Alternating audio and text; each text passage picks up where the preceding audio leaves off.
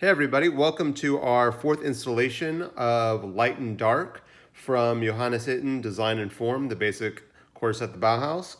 This will be the fourth and last installation in the Light and Dark series.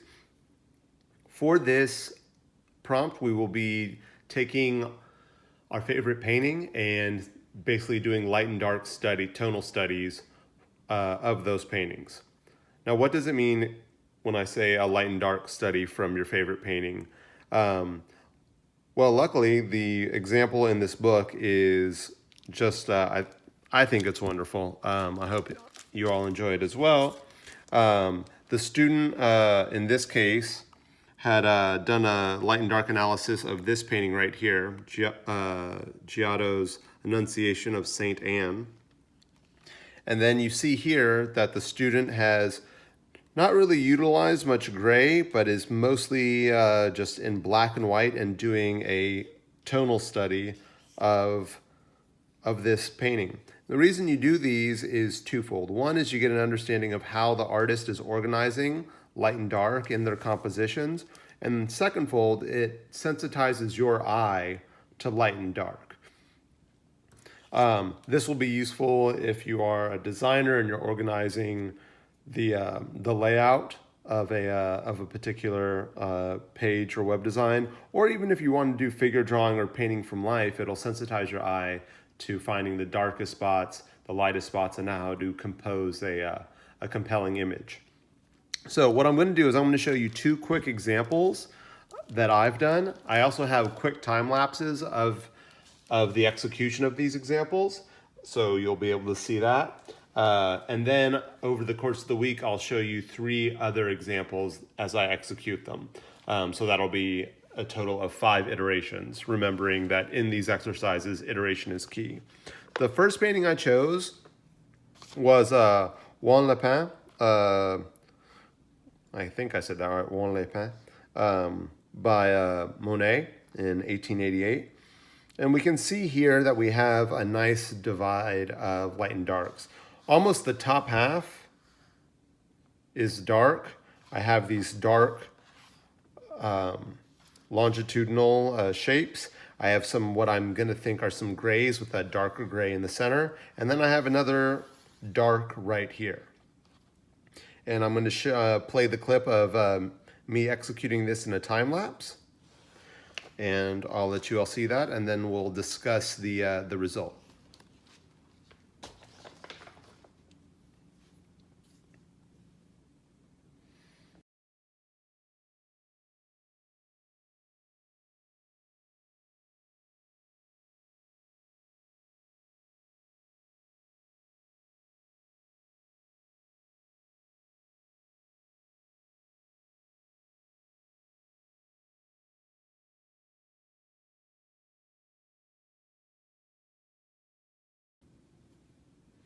All right, I hope you enjoyed that time lapse, that little hurry video.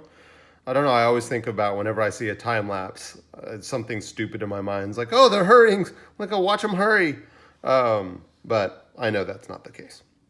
So here's our painting we're based off of. One of the things you'll notice is that I'm not doing this from a screen. Even if I like Google Images or Google Art or whatever has a really, really high reproduction of this painting, one of the things I do want to do is avoid the luminance of the screen.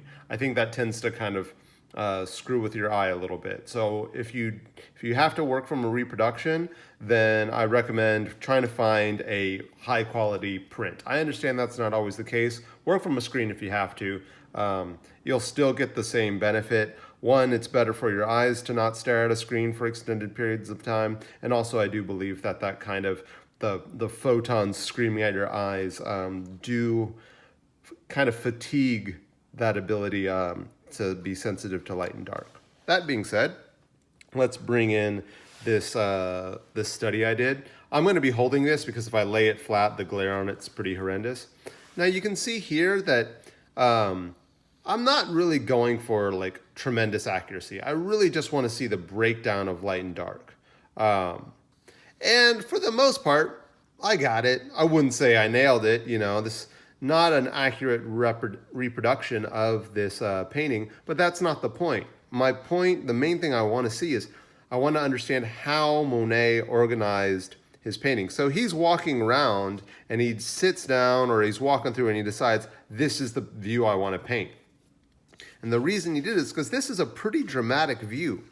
So if we take this, if we look at what we've analyzed, and I do view this as like an exercise or a kind of analysis, is that this is almost 50% dark. He has a lot of darks in here. And if we go into the painting, we can see that there's some variation in the dark. For this exercise, I wouldn't worry about the variation. That's one of the things about this iteration that I do not like. This scratchiness, and you see these points right here, those aren't very effective in terms of giving you a real concrete idea of what the organization is. So if I was going to come back in here, I would actually probably make these all. Hey everybody. Sorry, I'm chuckling at myself for the last phrase where I said a lot more strongly. It's just a weird way to phrase things. So for the second painting, and this is one some of you may recognize, we're going to be doing Francisco Goya's 3rd of May, 1808. Just a wonderful, dramatic, and just incredibly powerful painting.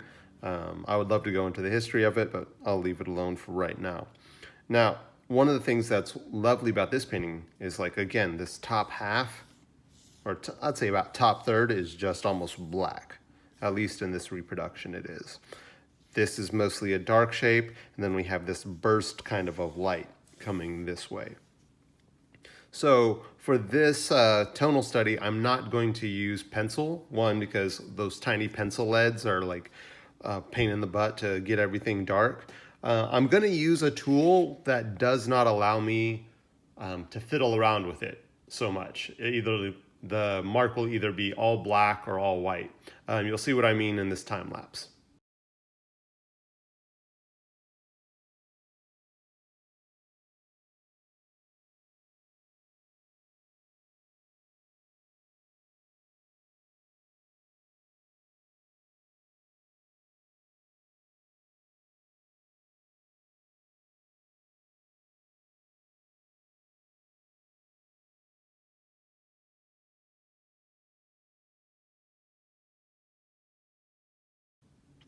All right, so now that we've seen what we've executed, I'll bring that over, and we have this. Now, we can see that this is much more clear. It's a little more geometric. There's certain areas like here and here that I could probably go back in and make a little bit darker, but there's no real like kind of doubt that this is supposed to be a black area, that these are black shapes here and here. And if we compare them, it looks like we got pretty close. Immediately I can see that I made maybe one mistake, is that this area behind this kind of illuminated figure is probably a little bit lighter. So right here probably could have been left white. That was a little bit of me trying to define this light shape with this dark shape versus really paying attention. Although it is, if you look at it, where this hand and all this gets in, there's a little bit of a difference, but it's probably not that marked, not that drastic. Now let's focus on what we ended up with, this drawing. So in this tonal study, in this light and dark study of this painting, we can see, look how dark this painting is. And just the areas of lightness are just right here. I could probably even get away with like covering all this in black. And then this would still be the focal point, and you would still have a fairly accurate representation of this painting. Last but not least, I do want to talk about what the light and darks are doing different in each one of these paintings.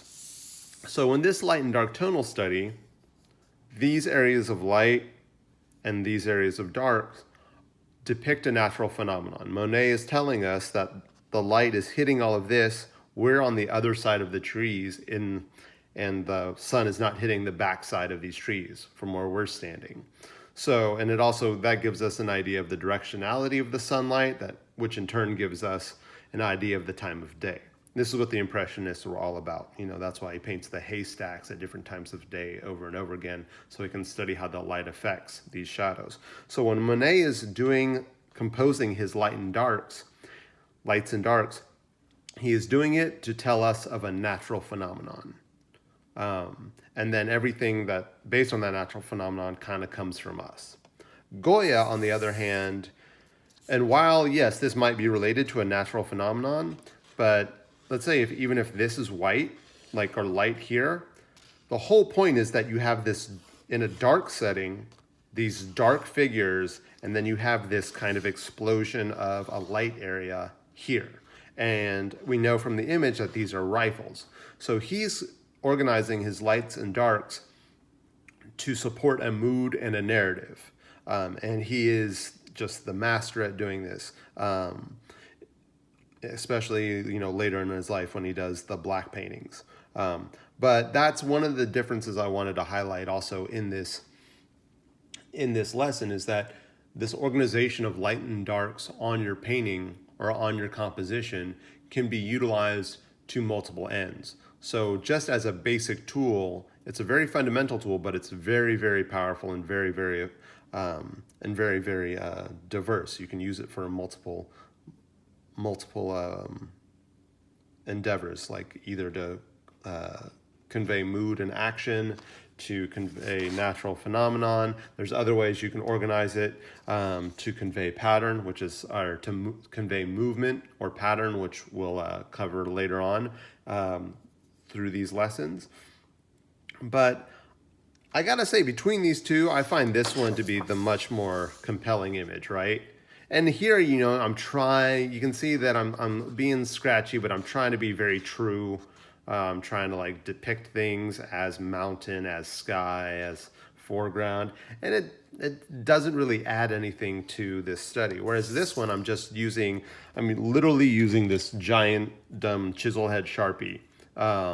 So it's a tool that doesn't allow me to fuss too much. So it forces me to really focus on what's dark, what's light, and to make those decisions.